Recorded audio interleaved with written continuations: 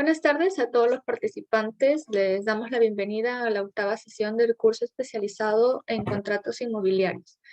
En esta oportunidad contamos con la presencia del doctor Alan Pasco Araujo, quien tocará el tema del usufructo. El doctor es abogado por la Universidad Nacional Mayor de San Marcos, magíster en Derecho Civil por la Pontificia Universidad Católica del Perú. Docente en Derecho Civil en la Universidad Nacional Mayor de San Marcos, Universidad Católica del Perú, Universidad Peruana de Ciencias Aplicadas, Universidad de San Martín de Porres y la Universidad de Lima. Además, es asociado senior en Hernández y Cía Abogados. Les recordamos asimismo que el doctor Alan Pasco absolverá sus dudas a través del chat de Zoom o bien del canal de voz. Así damos inicio a la sesión. Bienvenido, doctor. Hola, ¿qué tal? ¿Cómo estás? Buenas tardes todavía con todos. Gracias por la invitación. Y nada, empecemos rápido porque quiero aprovechar el tiempo que me han asignado, que entiendo que son 30, 40 minutos, así que nada, vamos a dar inicio, ¿sí? No sé si ahí se está viendo el PPT, ¿me pueden confirmar, por favor? Sí, doctor. Sí se puede ver. Ya, buenísimo. Gracias. A ver, esto de los contratos inmobiliarios es bastante peculiar, ¿no? Porque últimamente yo escucho mucho que se habla de diplomados en Derecho Inmobiliario y curso en Derecho Inmobiliario, y de lo que siempre se suele hablar es de desalojo, acción reivindicatoria, ¿no? Pero en verdad el Derecho Inmobiliario tiene, de Derecho Civil, de Derechos Reales, tendrá un 35, 40%, y el resto en verdad tiene muchísimo de registral, muchísimo de administrativo, un montón de municipal, y con lo cual pues excede ampliamente lo que es el derecho civil, ¿no? Propio del derecho inmobiliario son, por ejemplo, el tema de habilitaciones urbanas, el tema de régimen de edificaciones, el tema de la ley de desarrollo urbano, una serie de cuestiones que, como podrán entender, excede ampliamente pues al Código Civil y a las normas de derechos reales y a las normas de contratos. Ahora bien, si hay un punto del derecho inmobiliario que sí tiene un contacto muy estrecho con el temas propiamente de derecho civil patrimonial, eso sí es esto que nos toca hoy, ¿no? Que es voy a centrarme básicamente en la figura del usufructo, ¿de acuerdo? Un poco este esquema que ven acá son las tres maneras más estándar en la que un operador en el mercado trata de explotar un inmueble, ¿no? La manera más plena posible es la que ven abajo, la del propietario. El propietario adquiere pues, el activo, el terreno, si quiere construye, le da al CA, y su única limitación pues, son las normas legales imperativas, como puede ser el tema de la zonificación, el tema de los parámetros, el tema de contar con una licencia de funcionamiento, con el hecho de que el predio esté habilitado, que pueda ser vinculado a un uso urbano, pero siempre los límites los pone la ley. El propietario no está obligado, pues el propietario que desarrolla un proyecto inmobiliario en un suelo que ha adquirido, no está obligado a devolverle el predio a nadie, no está obligado a ofrecerle un derecho de preferencia a nadie, porque él ya adquirió el inmueble, ya lo tiene en su patrimonio, lo explota y no tiene ninguna obligación más allá de las que la ley establece. Ahora, ¿por qué ocurre que no todos los desarrolladores inmobiliarios se valen del esquema de la propiedad para desarrollar los proyectos? Porque claro, pues si la propiedad es el derecho real que mayor nivel de explotación da sobre un inmueble, claramente pues el que te permite comerte la mayor cantidad de pedazos de la torta. De hecho, te permite comerte toda la torta. Pero si te vas a comer toda la torta, vas a tener que pagar el valor de la torta completa, ¿no? Eso supone que ese activo, si cuesta 100, tendrás que pagar 100 para adquirirlo y poder explotarlo. Hay ciertos operadores, desarrolladores inmobiliarios, que consideran que en verdad no les conviene comprarse toda la torta, porque no les interesa comerse todos los pedazos de la torta. Porque un desarrollador podría decir, si yo adquiero propiedad, este activo va a quedar en mi patrimonio para siempre. Si es una persona natural y muere, el activo pasa a los herederos y así de manera infinita. Puede que este desarrollador no le interese hacer eso. Él simplemente quiere adquirir el activo, explotarlo por un tiempo determinado, un tiempo lo suficientemente amplio como para que le permita recuperar su inversión y luego devolver el activo. Entonces, claramente está buscando un nivel de explotación mucho menor que lo que le ofrece un derecho de propiedad. Y es ahí donde intervienen las otras modalidades, como es el usufructo. Un desarrollador que considere que le bastan pues con 20 años, 25, 30 años para recuperar su inversión, le bastará, mejor aún si es que el inmueble que está adquiriendo ya tiene las condiciones, las características idóneas para ya destinarlo de manera directa al fin que a él interesa. Pensemos, por ejemplo, un inmueble que durante mucho tiempo ha venido siendo utilizado para un centro comercial y la empresa que era la propietaria o que lo estaba alquilando, por ejemplo, que tenía condicionado para explotarlo como centro comercial, decide retirar su inversión del Perú e irse a otro país. Ese inmueble que ya está perfectamente, que ya fue perfectamente acondicionado por ese primer desarrollador, ese primer supermercado, ya tiene todas las condiciones idóneas para que otro desarrollador lo tome y automáticamente le ponga su marca, se instale y empiece a funcionar. Entonces, un desarrollador nacional podría decir, este inmueble es perfecto, ya no tengo que construir, que ponerle nada, porque ya está diseñado para ser un centro comercial. Entonces, el derecho a usufructo cae a pelo, porque el usufructo parte de la premisa de que el usufructuario recibe el activo y lo devuelve tal como lo está recibiendo. Esa es la regla estándar, la regla general. Entonces, a este usufructuario, a este nuevo desarrollador, el usufructo calza perfecto, porque el usufructo le va a permitir explotar el activo, no requiere cambiarlo, con lo cual está cumpliendo con la norma del usufructo. El tiempo que lo necesita son 25 años, ¿no? No más que eso. Al cabo de eso habrá recuperado su inversión, devolverá el activo y todos felices. Entonces, para esta, y la ventaja es que, pues, que el usufructo le va a costar muchísimo menos que la propiedad. Porque si el propietario se comía toda la torta, el usufructuario se come, pues, 5 pedazos de la torta. Porque no da todas las facultades que da la propiedad. El usufructo básicamente da uso, disfrute y asunto terminado. Ahora, hay un punto medio entre la propiedad y el usufructo, que es la superficie. Cuando el desarrollador resulta que la propiedad le parece demasiado, porque no le interesa ganar un activo para siempre, quedarse para siempre en el activo, pero tampoco le gusta el usufructo porque es más bien muy corto, muy limitado, porque este desarrollador necesita quedarse 50 años. Pensemos en Larcomar. Larcomar hay un derecho de superficie. ¿Por qué? Porque el desarrollador no le alcanzaban los 30 años, que son el tope en usufructo, para recuperar la inversión. Y no solamente eso, sino que ese desarrollador que toma el Arcomar, por ejemplo, cuando recibe el activo, lo recibe con ciertas características. Es un terreno con una construcción muy, muy básica. Este desarrollador lo que quiere es modificar el activo, darle una forma totalmente distinta. En buena cuenta, quiere edificar sobre el activo. Entonces, el usufructo no le alcanza no solamente por el plazo, sino que tampoco le alcanza por lo limitado que es el usufructo. Si él va a construir, evidentemente va a devolver, cuando acabe el tiempo de su superficie, va a devolver un activo distinto al que recibió. Y eso iría en contra de las normas del usufructo. Entonces, no le alcanza el usufructo para lo que quiera hacer. Y además, aparte de eso, sobre los cambios que este desarrollador haga en el predio, él quiere tener total control. Él no quiere estar pidiéndole permiso al propietario si mañana quiere edificar un segundo piso, o si quiere acondicionar el tercer piso, o si quiere demoler el cuarto piso, si quiere ampliar el quinto piso. Él quiere sobre aquello que edifique absoluta autonomía, algo que el usufructo tampoco le permite. Porque como el usufructo supone que el usufructuario explote el bien tal como lo recibe, para cualquier cambio pequeñito, acondicionamiento pequeñito, recondicionamiento pequeñito, tiene que tener el permiso del propietario.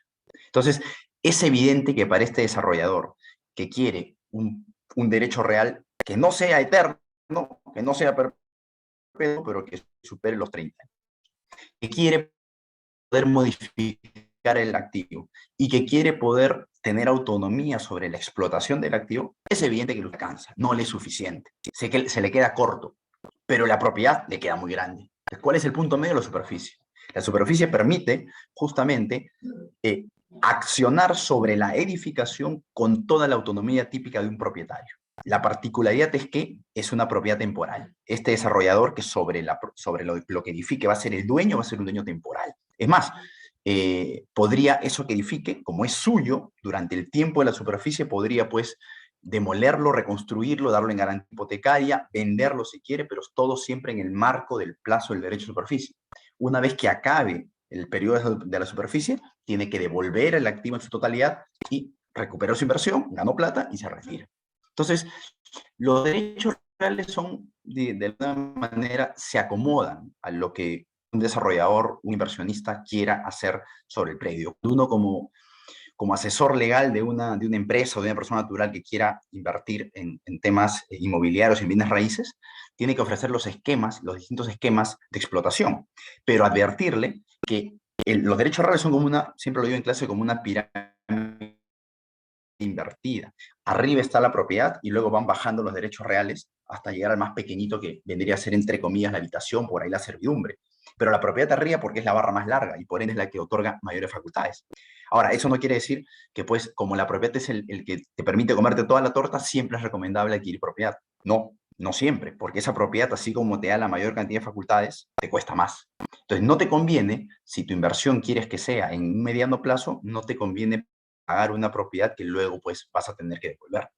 Tienes que buscar el derecho real, o sea, el nivel de explotación que mejor se acomode, se amolde a tus intereses, porque de esa manera vas a estar pagando lo justo, o sea, lo exacto para lo que tú realmente necesitas. Si tú propiedad, no tiene sentido que por ahorrarte dinero pagues un... Y viceversa, si tú realmente requerías superficie y terminas pagando por una propiedad, vas a darte cuenta que te queda muy grande la propiedad, que has pagado de más, porque la propiedad te da facultades que en verdad a ti no te interesa explotar, porque lo que se amoldaba, lo que tú requerías, era un derecho realmente más pequeño, como es la superficie. ¿Sí? Bueno, hecha esta breve introducción, no sé si hasta ahora se me está escuchando bien, porque me está avisando el sistema que está un poquito inestable mi internet.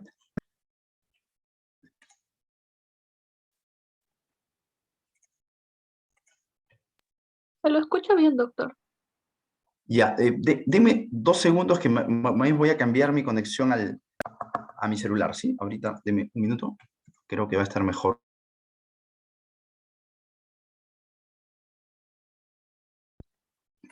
Ya, ahora mejor. Ya, bueno, ahora sí, entrando ya al tema puntual del usufructo, ¿no? En el usufructo hay que entender primero que no hay un contrato usufructo, eso es lo primero, ¿no? El usufructo es un derecho real, así como regla. Ahora, lo que sí ocurre es que para llegar al derecho real de usufructo se suele celebrar un contrato, pero lo que es un contrato de constitución del derecho real de usufructo. No se vaya a pensar que existe en el Código Civil, así como hay compraventa, arrendamiento, contrato de donación, contrato de mandato, no hay un contrato de usufructo.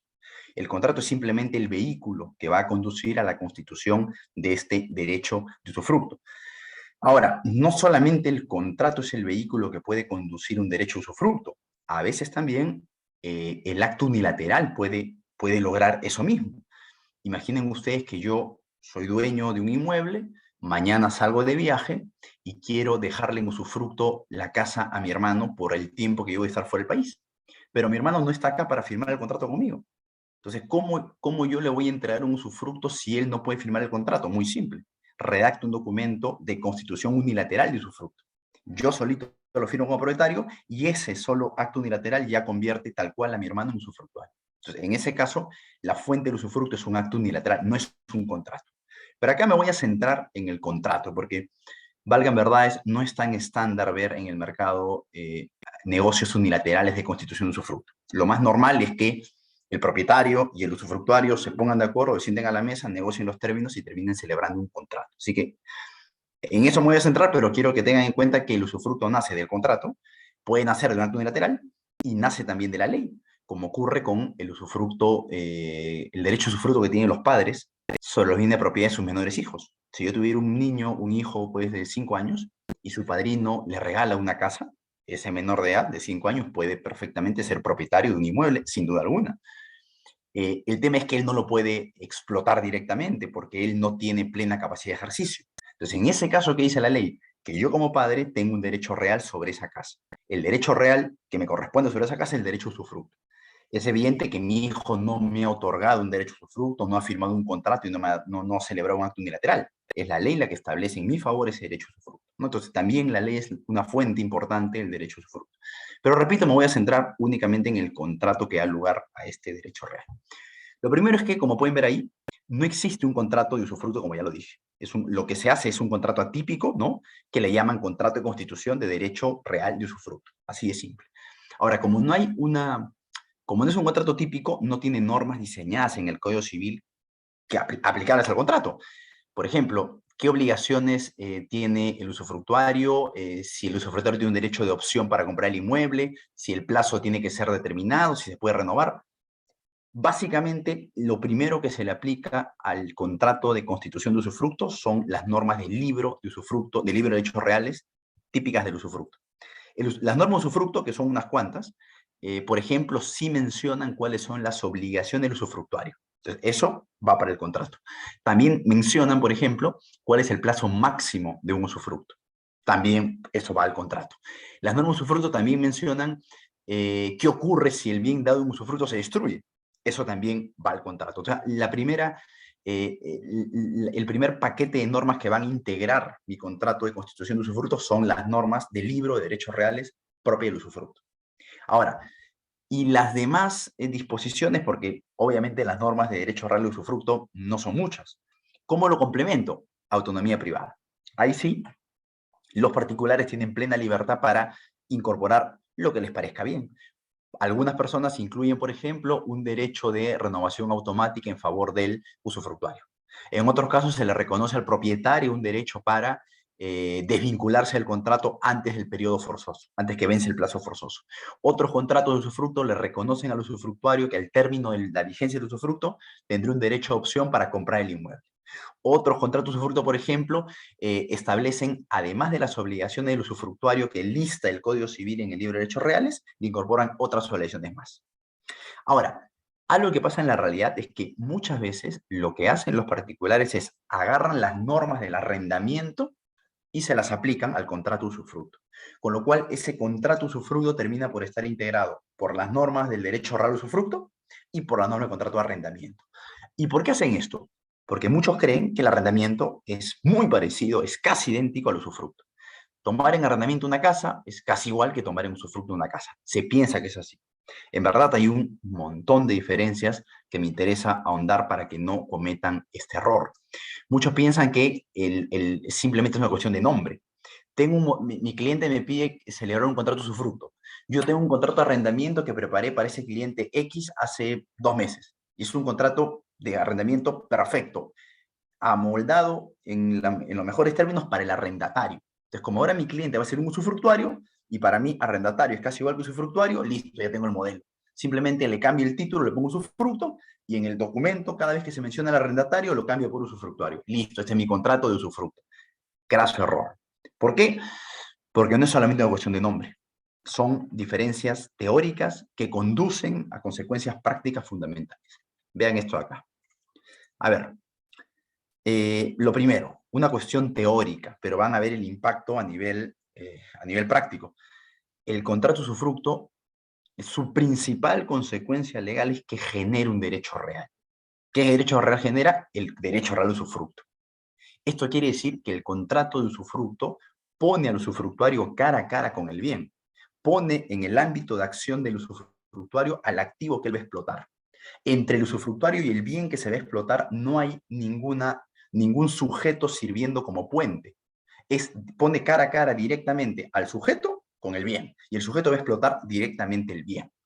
En el arrendamiento, en cambio, el contrato de arrendamiento no genera derechos reales, en absoluto. Eso quiere decir que no coloca al arrendatario en relación directa con el bien. Lo que hace el contrato de arrendamiento, como cualquier contrato, es que el propietario, que sería el deudor que se encarga de hacer entrega del bien y hacer gozar al arrendatario el uso del bien, es el puente entre el arrendatario y el bien. Esto es fundamental, ¿eh? Porque no es que el arrendatario goza del bien, como sí ocurre con el usufructo. El usufructuario, como está cara a cara con el bien, goza del bien, lo explota directamente, él mismo es. Como por concepto, todo derecho real es una situación autosuficiente. El usufructuario no requiere el permiso de nadie, no requiere la mediación de nadie, no requiere el apoyo de nadie para explotar el bien. Él, de manera autosuficiente, explota el bien y es feliz. En el arrendamiento, como no hay un derecho real, no hay una relación directa arrendatario-activo. Lo que hay es un puente llamado el propietario. Es el propietario, o arrendador, como quieran verlo, quien hace gozar al arrendatario del uso del bien. O sea, noten la diferencia terminológica que va a generar un impacto práctico importante. ¿Eh? El arrendatario no goza del bien. Al arrendatario lo hacen gozar del bien. ¿Quién es el que lo hace gozar del bien? El propietario, que es el puente. Es el canal que termina haciendo que el arrendatario pueda tener una vinculación con el activo. Sin ese puente, no sería posible. Ya, Alan, y esto a nivel práctico, ¿qué nos interesa? ¿quién asume los riesgos? Típico supuesto en tiempo de pandemia. Yo tomé, la pandemia arrancó, o digamos, el aislamiento social obligatorio arrancó en marzo 2020. Imaginen ustedes que yo en febrero tomé en usufructo por un año un local para vender ropa, por un año. Y a mitad de mi usufructo me agarra la pandemia. Y el contrato de usufructo decía que yo tenía que pagar una renta mensual de 5.000 soles. Entonces yo, usufructuario, no puedo gozar del activo. No puedo gozar del activo porque el Estado no me permite gozar del activo. Entonces yo le digo al propietario, oiga, señor propietario, yo no puedo gozar del activo y no le voy a pagar la renta. El propietario me habría dicho, ¿y a razón de qué no me vas a pagar la renta? ¿Yo como propietario estoy incumpliendo alguna obligación frente a ti? No. ¿Cuál era mi obligación como propietario frente a ti, que eres mi usufructuario? Entregarme el bien. Ya, ¿te lo entregué en febrero o no? Sí. Ahora, durante el tiempo del usufructo, el propietario ya me dejó a mí cara a cara con el bien. Ya me dijo, ahí está el bien, explótalo, goza de él y sácale provecho. Él hizo todo su trabajo. Ya me dijo cara a cara con el bien, y que yo no pueda gozar del bien, no pueda explotar el bien, es una situación que ya me compete a mí. Yo como titular del derecho real, como ya estoy cara a cara con el bien, ya el riesgo de que yo no pueda usar el bien depende de mí. Es igual el señor, por ejemplo, que hubiese comprado un inmueble, un carro, por ejemplo, para transportar algún producto, por ejemplo. Luego que lo compra, lo mandan a su casa porque no puede salir a trabajar por la pandemia. Ese comprador podría decirle a su vendedor, oye, yo compré el carro, pero para este fin, pero como no puedo destinar el carro al fin pactado, al fin que yo tenía en mi cabeza, devuelve mi plata. No, tú compraste el activo, ingresó a tu patrimonio, tú como propietario asumes el riesgo de lo que pase con ese vehículo. Si mañana saliese un decreto que, no sé, pues, caso extremo, no, caso hipotético, ¿no? Que prohíba la circulación de ese tipo de vehículo, es problema del propietario. El titular del derecho real, llámese propietario, llámese usufructuario, llámese superficiario, asume el riesgo de lo que pase con el activo o la imposibilidad de su uso, porque él ya está cara a cara con el bien. Ya no está el propietario teniendo que mediar entre él y el bien. Cosa distinta pasa con el arrendamiento. Yo como arrendatario, en febrero, igualito, tomé en arrendamiento un local para vender ropa. En febrero sale la norma que no me permite abrir mi local. Yo sí le puedo decir al propietario, oye, señor propietario, ese es un contrato de arrendamiento, con lo cual usted está obligado a hacerme gozar del bien. Usted no me está haciendo gozar del bien porque yo no puedo abrir el local. El propietario me dirá, sí, pero no es mi culpa.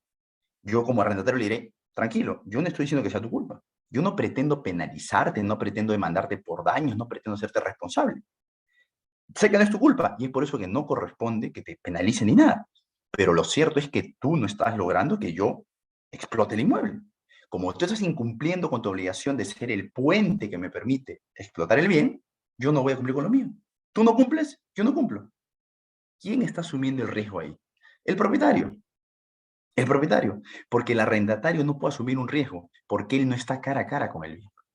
Entonces, del hecho que el usufructo sea un derecho real y el arrendamiento no genere un derecho real, se deriva esa consecuencia práctica fundamental. El usufructuario, como está cara a cara con el bien y no hay un puente necesario para que él explote, sino que él mismo tiene el control, él asume el riesgo. Y por ende, si no puede explotar el bien, problema suyo. En el arrendamiento pasa todo lo opuesto. Como la lógica del arrendamiento es que es el propietario, el puente, el canal, es él quien tiene que hacer gozar al inquilino del uso del bien, eso quiere decir que el riesgo lo asume el propietario. ¿Se dan cuenta? Ahora, noten por favor que he puesto como ejemplo el caso de local comercial. Si fuera un arrendamiento para vivienda, cambia todo. ¿Por qué? Por una razón muy simple. Si yo alquilé una casa para vivir, ¿sí? Eh, y sale el decreto de urgencia y me mandan a la casa a vivir, no me dejan salir de la casa, pregunta, yo como arrendatario, que he alquilado la casa para vivir, y estoy viviendo en la casa, al punto que estoy metido todo el día en la casa porque el gobierno no me deja salir. Yo le podría decir al propietario que me ha alquilado, oiga, ¿usted no está cumpliendo con su obligación? Él con toda razón me va a decir, ¿cómo que no estoy cumpliendo? ¿No estás viviendo en la casa? Sí. Entonces, ¿en qué estoy incumpliendo? ¿Estás gozando de la casa o no? ¿Te estoy haciendo gozar la casa o no? Sí. Entonces, ¿por qué vas a suspender el pago de la renta? No, lo que pasa es que como ha habido pandemia, me han botado el trabajo, no tengo plata para pagar la renta. Eso no tiene nada que ver con el tema de quién asume el riesgo. Acá el propietario no tiene no está incumpliendo con nada. En el caso de local comercial, sí, pues, él está incumpliendo porque tenía que lograr que el inquilino, que el arrendatario, pueda abrir la tienda. Por orden del gobierno no la puede abrir. En el caso de la casa, el propietario sí está logrando que el inquilino viva en la casa. Es más, no solamente está logrando que viva en la casa, el inquilino está gozando de la casa en mayor proporción de la que habría gozado de ella en tiempos de no pandemia. Porque en tiempos de no pandemia él estaba en la casa pues 10 horas, 8 que dormía, 2 en la mañana y luego volvía en la noche. En tiempo de pandemia el arrendatario explota la casa a las 24 horas del día. Entonces, muy por el contrario, más que un incumplimiento del propietario, lo que hay es un claro cumplimiento de todas sus obligaciones. Es por eso que allí no había razón para que el inquilino deje de pagar renta, como sí lo había en el caso, pues, del arrendamiento con fines comerciales. Por eso que he puesto el ejemplo con fines comerciales, para que se vea la diferencia con el usufructo. Entonces, noten cómo de esta diferencia teórica, ¿no? De que uno cree un derecho real y otro no, se desprende pues una consecuencia práctica fundamental. Entonces, a mí como abogado en tiempo de pandemia, si un cliente me dice, oye, quiero, o me habría dicho en el 2020, por ejemplo, en junio, cuando ahí un poco empezaron a abrir los negocios, ¿no? Me dijo, oye, me habría dicho, quiero tomar un derecho de uso para usar un inmueble, para vender, poner algún negocio comercial, yo le habría dicho, mejor toma un arrendamiento. Porque si nos vuelven a mandar a la casa a estar encerrados, el riesgo lo va a asumir el propietario. Si tomas un usufructo, el riesgo lo asumes tú. Y hoy no sabemos si no, en el 2020, junio hablo, no sabemos si habrá, no sabíamos si iba a haber una segunda, tercera, cuarta ola que iba a determinar un nuevo aislamiento social obligatorio. Entonces, de esta circunstancia se deriva pues que el consejo legal vaya en uno o en otro sentido, ¿no? Bueno, esa no es la única diferencia práctica. El tema del plazo también es fundamental. En el usufructo ustedes saben que hay dos tipos de plazo, o sea, hay un techo para los plazos, ¿no? El usufructo no puede ser, pues, vitalicio, no puede ser perpetuo, ¿no? Eh, entonces, cuando el usufructo se le da a una persona jurídica, el plazo máximo son 30 años y no puede pasar de 30 años. Mientras que si el usufructuario va a ser una persona natural, ahí sí puede ser vitalicio. Ahora, algo que constantemente uno se confunde. ¿Cómo que puede ser vitalicio? ¿No habéis dicho acaso que no podía ser perpetuo? Es que no hay que confundir. Si el usufructo fuese perpetuo, lo que está prohibido, significaría que muerto el usufructuario, el derecho sigue en su patrimonio, solamente que ahora pasa al heredero. Y muerto el heredero, pasa al heredero el heredero. Y así sucesivamente. Eso es lo que no se puede. Eso sería un usufructo perpetuo. Que el activo, el derecho ingresa al patrimonio y pasa de generación en generación. Eso no se puede. Que sea vitalicio, en cambio, significa que va a durar lo que dure la vida del usufructuario. El usufructuario podrá vivir pues 40, 50, 20 años, 5, 3, un mes tal vez, pero una vez que muere el usufructuario, se acabó el derecho real sin contemplaciones. No, el heredero no podría decir, oye, no, yo quiero seguir explotando el bien porque el usufructo lo voy a heredar. No, no lo puedes heredar, porque es vitalicio. Muerto el titular, regresa ese pedazo de la torta llamado usufructo que había pasado por el usufructuario, vuelve al propietario. En el arrendamiento no hay esta distinción de plazo máximo dependiendo de si el arrendatario es una empresa o es una persona natural. El arrendamiento siempre tiene como fecha máxima 10 años. Ese es el tope y no puede superar eso. Ahora, muchas veces me dicen, Alan, pero yo he visto arrendamientos que han durado 40 años. Claro, es que si vencen los 10 años, las partes pueden sentarse a renovarlo por 10 más, y una vez que vence por 10 más, y una vez que vence por 10 más, se puede durar si quieren 100 años. Eso no está prohibido. Lo que la ley no quiere, lo que la ley prohíbe, es que de golpe, de un solo porrazo, por llamarlo así, las partes pacten un arrendamiento por 30. Eso es lo que no se puede hacer. La ley quiere que el propietario no renuncie a la posibilidad, él, de explotar el inmueble, si no es hasta por 10 años. Luego de 10 años, si él quiere pensar y volver a darlo por 10 más, perfecto. Pero la ley quiere que tenga esa chance a los 10 primeros años de repensar si quiere recuperar el activo o si quiere seguir dándolo en uso. Es por eso que tampoco es válido, a veces me lo han preguntado, que se pacte. Te doy en arrendamiento en mi casa por 10 años y se renovarán automáticamente por 10 más cuando acaben el primer bloque de 10. No, pues ahí, ¿qué estás haciendo? En el fondo estás regulando un plazo de 20 años. Solamente que con una triquiñuela, con un engaño, ¿no? Vence 10 años y se renueva automáticamente. En el fondo es como ponerle 20 de frente, y eso claramente pues es ilegal. Entonces, lo que se permite es que, vencido los 10 años, el periodo se renueve porque las partes se volvieron a sentar a la mesa y volvieron a negociar. Renovaciones automáticas no son posibles, ¿de acuerdo?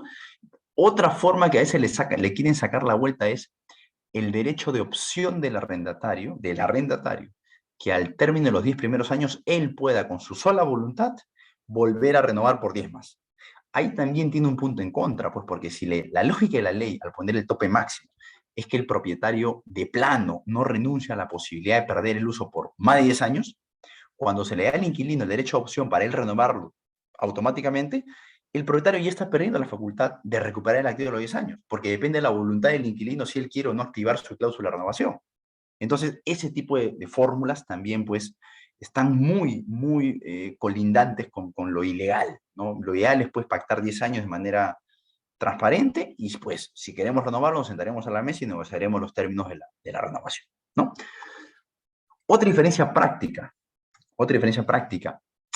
¿en qué se convierten, ya sea el usufructuario o el arrendatario, cuando vence el término del usufructo del arrendamiento? Esto es bien importante.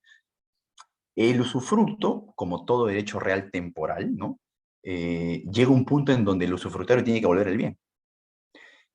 Y la regla es que cuando se pacta un plazo de duración de un contrato, ese plazo es lo que se llama un plazo resolutorio, lo que es un acto jurídico. Plazo suspensivo, plazo resolutorio. Cuando yo establezco que un contrato va a estar vigente por 5 años, 10 años, 20 años, 15 años de manera vitalicia, estoy regulando un plazo resolutorio. O sea, llegado el término del plazo, la fecha límite del plazo, el contrato se acabó, murió, la relación jurídica se extinguió y cada uno se va a su casa. Eso es lo que pasa con el usufructo. Como cualquier contrato en donde se ha pactado un plazo resolutorio, una vez que llega la fecha de término del plazo, el usufructuario ya no es más usufructuario, perdió su titularidad. ¿Cuál es su obligación fundamental? Devolver el bien.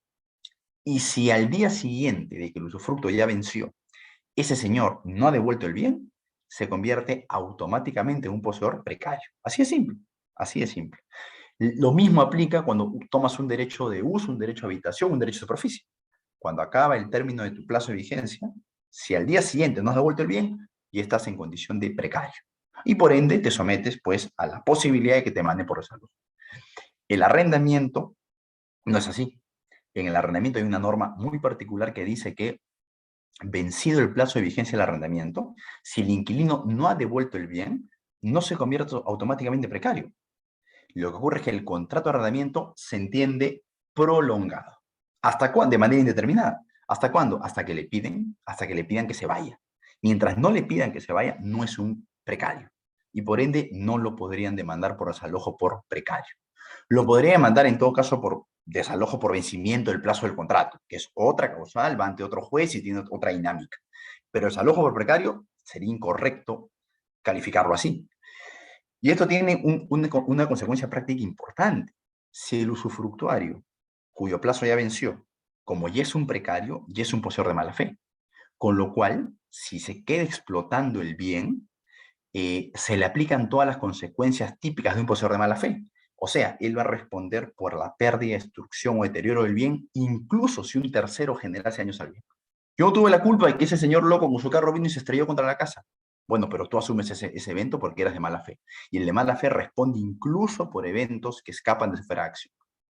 En el arrendamiento no pasaría eso. El arrendatario con contrato vencido, que pese a que su contrato ya venció, se quede en el bien, mientras no se le pida que se vaya, no es precario. Con lo cual, su estancia en el bien sigue siendo la de un poseedor legítimo. Y si es un poseedor legítimo, no se le pueden aplicar las consecuencias legales de un poseedor de mala fe, porque el legítimo nunca puede ser de mala fe. Con lo cual, ese inquilino seguirá respondiendo por el bien únicamente por lo que le compete a su esfera de acción. Si él destruye el bien con dolo o con culpa, él responde. Pero si un tercero daña el bien, él no tiene responsabilidad en eso. Entonces, nuevamente, entender que el usufructuario se vuelve precario inmediatamente y el arrendatario no, tiene consecuencias legales importantes. Otra diferencia práctica. El derecho a usufructo, el usufructuario puede sacarse encima el derecho a usufructo cuando le dé la gana. Yo tomé un usufructo por 10 años, ¿sí? Y sobre un departamento. Al año 4 me doy cuenta que ese usufructo no lo voy a ejercer más porque me voy al extranjero para siempre. Entonces, ¿qué digo? Oye, no tiene sentido que yo esté en el extranjero y tenga un usufructo sobre un departamento que no voy a usar. Entonces, qué puedo hacer? Salgo al mercado y ofrezco en venta el usufructo. No la casa, porque la casa no es mía, sino el derecho a usar la casa por el tiempo que queda. Y puede ser que un primo, un amigo, un vecino me diga, oye, a mí me interesa el usufructo. Entonces, perfecto. Te voy a cobrar a ti por la venta del usufructo exactamente lo mismo que a mí me cobra el propietario. De esta manera no pierdo plata, porque si yo como usufructuario me voy al extranjero y dejo el departamento sin explotar, sin usar, yo no le puedo decir al propietario, mira, como ya me voy del Perú, pues dejemos sin efecto el contrato, toma tu departamento y me liberas para la renta. Él me va a decir, ¿y por qué? Si hemos pactado un usufructo de 2030, tú me pasas hasta 2030.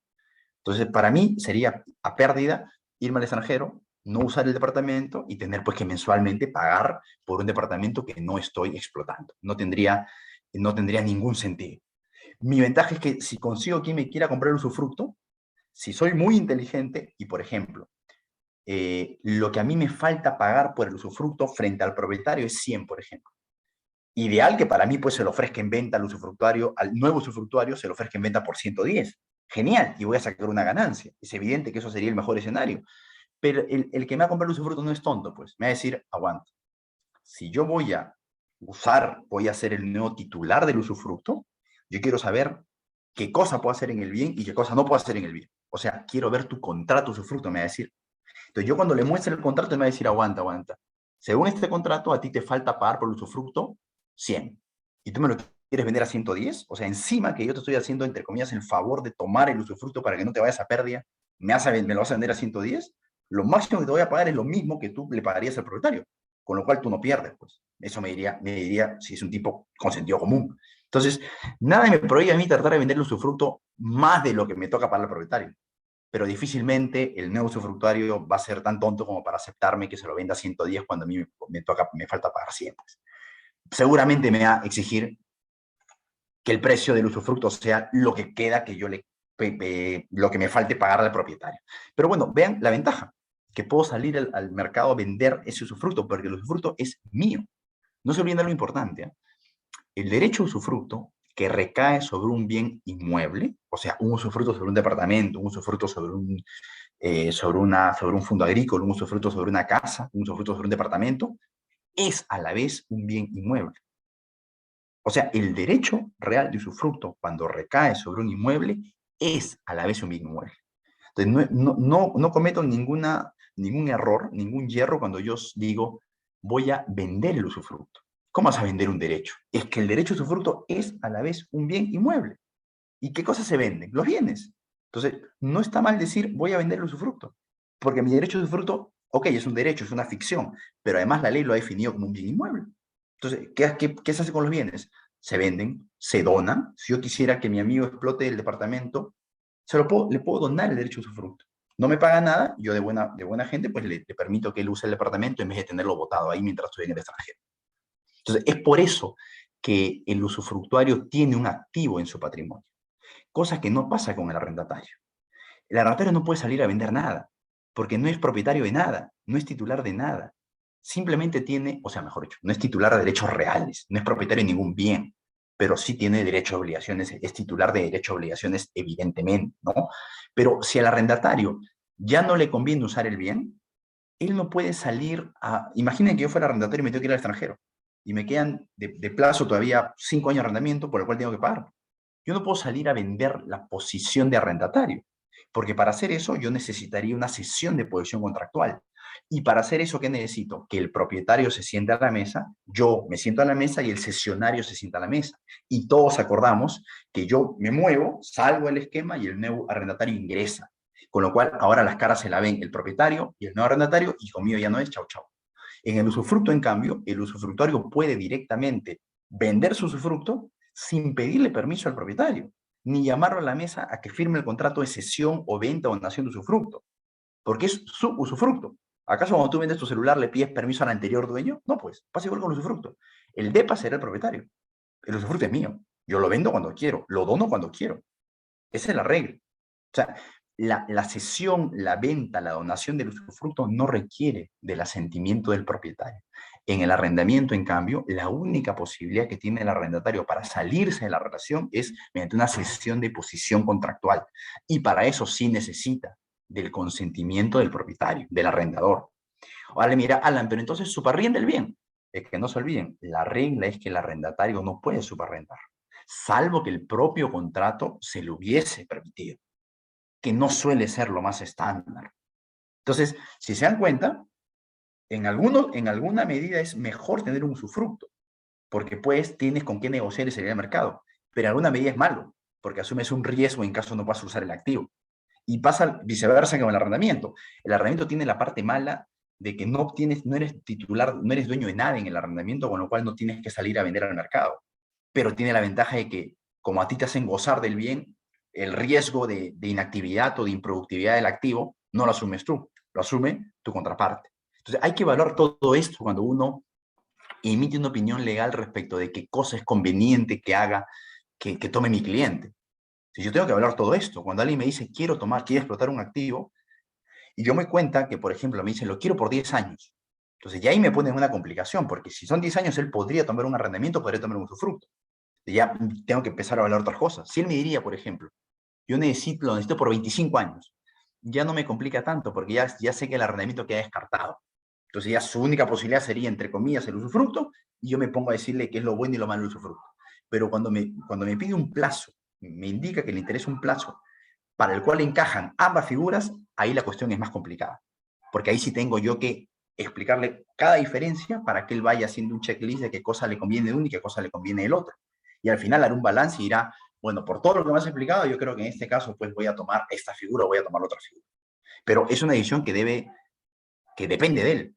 Y va a depender de él en función a lo que yo le explico. Lo que no puede pasar es que él tome una decisión en base a información equivocada o en base a ausencia de información. Porque mi trabajo justamente es ponerle sobre la mesa todos los elementos para que él tome una decisión adecuada, ¿no? Ahora, si la decisión termina siendo equivocada y es un riesgo comercial, económico que él asumió, y por eso yo no respondo, evidentemente. Yo respondo si es que hay una contingencia legal producto de información que yo no revelé y que debí revelar, ¿no? Ahora, otra diferencia importante que a veces me preguntan, muchos piensan, ¿no? Como el usufructo es igualito que un arrendamiento, siempre el usufructario tiene que pagar una renta. No, el usufructo puede darse a título oneroso, a título gratuito. No pasa nada si una persona de buena gente me da el usufructo y me dice no me pagues nada. Explota el activo, sé feliz. En buena hora. En el arrendamiento eso no puede pasar. Un elemento esencial del tipo contractual del arrendamiento es el pago de la renta. Así como no puede haber contrato de compra-venta sin precio, no puede haber arrendamiento sin renta. Alan, ¿cómo que no puede haber compra-venta sin precio? ¿Acaso yo no puedo transferir la propiedad de un bien gratis? Sí, pero eso se llama donación, ya no se llama compra-venta. Pasa igual con el arrendamiento. Si tú quieres, puedes ceder o puedes obligarte a que tu amigo va a gozar del bien por un tiempo determinado sin costo, gratis. Pero eso ya no es arrendamiento, eso ya se llama comodato. Entonces, no vayamos a pensar que puede haber arrendamiento gratuito, no. Y no vayamos a pensar que el usufructo siempre tiene que ser oneroso, no. Usufructo oneroso o gratuito. Arrendamiento siempre contra pago de renta, porque ese es un elemento esencial del tipo contractual. Otra diferencia importante, la muerte del titular del derecho real o la muerte del arrendatario. Como ya lo dije, en el caso del usufructo, aun cuando tu contrato de usufructo hubiera sido pactado por 20, 25, 30 años, y el usufructuario muere el año 5, por ejemplo, por más que en teoría quede un tiempo todavía de vigencia del usufructo que podría explotar el heredero, no. El usufructo muere con la muerte del usufructuario, por más que no se haya llegado al plazo máximo todavía, por más que no se haya llegado al tope. El heredero del usufructuario no podría decir, oigan, ese tiempo que queda, yo lo quiero gozar. No, porque la muerte del usufructuario está atado, como digo, a la esencia del usufructo. Y eso es norma imperativa. No se puede pactar en contra de eso. En el arrendamiento no pasa eso. El arrendatario puede fallecer y sus herederos perfectamente continúan en la relación contractual. De hecho, hay una norma específica del Código Civil que regula esto. Cuando el arrendatario tiene varios herederos, algunos de ellos podrían comunicar al arrendador, nosotros no nos interesa ser parte de la relación contractual contigo. Y ellos quedan fuera del esquema y no quedan obligados a pagar renta ni nada. Pero los herederos del arrendatario que sí quieran continuar con el vínculo, perfectamente asumen la posición del causante. Entonces, la muerte del arrendatario no está asociada a la muerte del contrato de arrendamiento, como sí pasa con con el derecho a usufructo. Otra diferencia importante. Puede ser que un mismo inmueble pues, sea dado en usufructo varias veces, de manera incorrecta, claro, es lo que no debiera pasar. Pero puede que un propietario, el departamento, el día 1 le dé usufructo al señor Juan. el día 2 del mismo usufructo por el mismo periodo de tiempo al señor Pedro. Y el tercer día lo den usufructo a María por un mismo periodo de tiempo y eso genera un problema entre los tres usufructuarios, porque los tres tienen contratos vigentes y los tres van a querer explotar el activo. Pero no puede ser que lo hagan en conjunto, porque cada quien tiene intereses distintos. ¿A quién prefiere la ley? Este es un típico caso que se resuelve con el 1135. Va a ser mejor el usufructuario cuyo derecho se haya inscrito en registros públicos. Alan, y en caso de arrendamiento, igualito. Ahí hay una similitud. Si el mismo inmueble se da en arrendamiento a sujetos distintos, ¿cuál es preferido? El arrendatario cuyo contrato se ha inscrito primero en registros públicos. Hasta ahí la similitud, pero luego viene la diferencia. ¿Qué pasaría si este inmueble no tuviese partida registral y por ende no es posible inscribir ni los usufructos, ninguno, ni los arrendamientos, ninguno?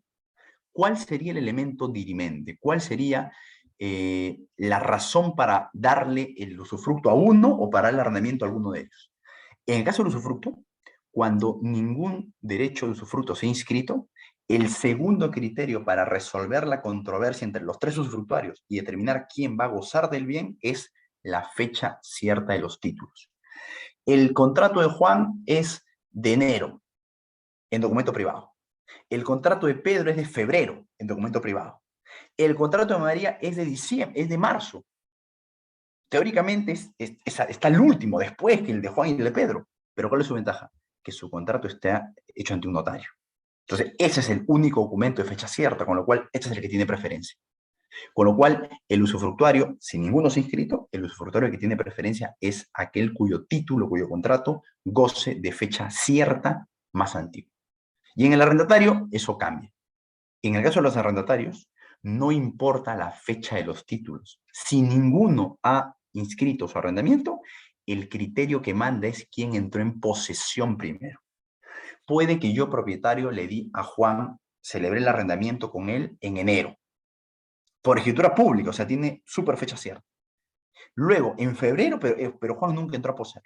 Luego, en febrero se lo di ese mismo inmueble en arrendamiento a Pedro, también por escritura pública. Pero Pedro no entró a poseer el inmueble. Hasta ahí, entre Juan y Pedro tendría que ganar Juan, porque tiene fecha cierta de enero, mientras que Pedro tiene fecha cierta de febrero. Pero ¿qué ocurre? En marzo, yo le di en arrendamiento la casa a María por documento privado, o sea, ni siquiera tiene fecha cierta. Está peor a nivel de fecha cierta, está peor que Juan y Pedro, pero sí le entregué el departamento a él. ¿Quién gana en ese caso? María.